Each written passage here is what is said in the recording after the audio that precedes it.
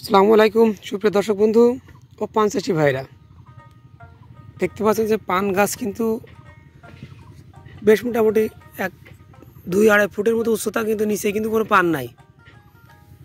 অর্থাৎ এই সিস্টেমটাকে আমরা বলি যে গুঁড়া ফাঁকা করা বা সে নাড়াতে রোদ লাগা।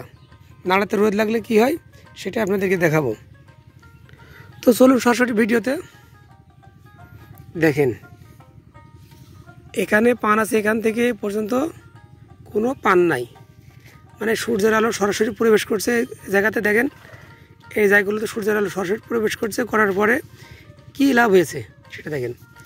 1টা 2টা 3টা 4টা 5টা 6টা 7টা 8টা 9টা 10টা 11, আমি গুণা শেষ করতে পারবো না, এতগুলো নতুন গাছ জন্মেছে।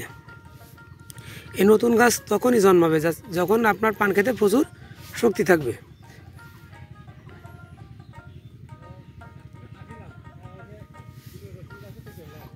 দেখেন দর্শক, পর্যাপ্ত পরিমাণে নতুন গাছ বের হচ্ছে। এই নতুন গাছ বের হওয়া মানে পান খেতে শক্তি আছে, আর এই শক্তি থাকলে আপনার গাছ, এই গাছগুলো থাকবে সুস্থ, আর এই পানগুলো হবে বড় বড়।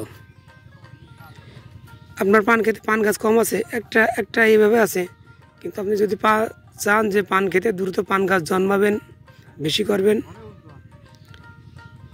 তাহলে আপনার পান খেতে এইভাবে পান গাছ ফাঁকা করে দিলে বা পান ভেঙে যদি আপনি সূর্যের আলো সরাসরি পান খেতে প্রবেশ করতে দেন, তাহলে কিন্তু এইরকম নতুন গাছ জন্মাবে।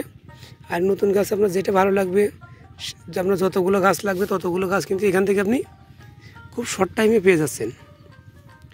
তার জন্য যেটা করণীয় উচিত যে কখনো এখান থেকে এই জায়গা থেকে এই পর্যন্ত এখানে কোনো পান থাকবে না, এই জায়গাটা পুরোটা ফাঁকা থাকবে।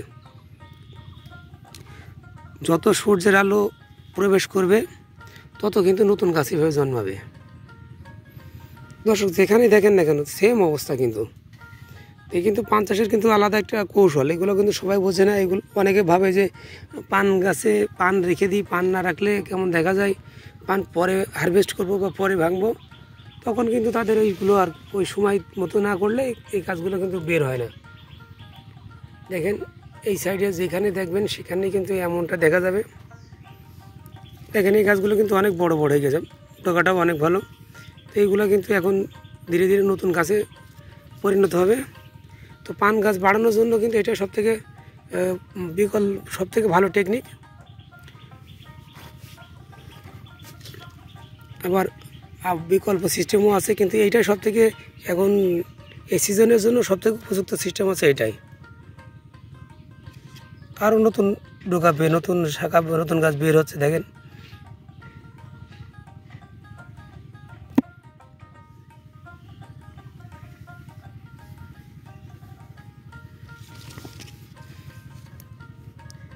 একটা সময় আসবে যে এখানে এত বেশি গাছ হবে যেগুলো আবার ভেঙে দিতে হবে।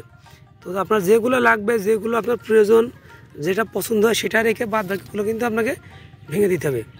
তা নাহলে কিন্তু এই গাছ কিন্তু অতিরিক্ত হয়ে আপনার হচ্ছে তখন পান খেতে জায়গা দিতে পারবেন না, এবং সবগুলো রেখে দিলে গাছ চিকন হয়ে যাবে, মূল যে গাছটা। তো ধন্যবাদ দর্শক সাথে থাকার জন্য। নতুন নতুন ভিডিও নিয়ে অবশ্যই আপনাদের সামনে আবারও হাজির হব। ততক্ষণ সবাই ভালো থাকুন, সুস্থ থাকুন। আল্লাহ হাফিজ।